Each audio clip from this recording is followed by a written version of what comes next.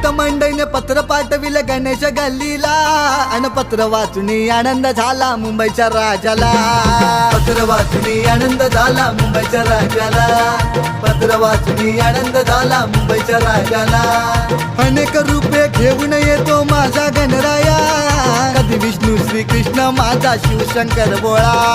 Shivshankar भोळा, Shivshankar भोळा, Shivshankar भोळा, Shivshankar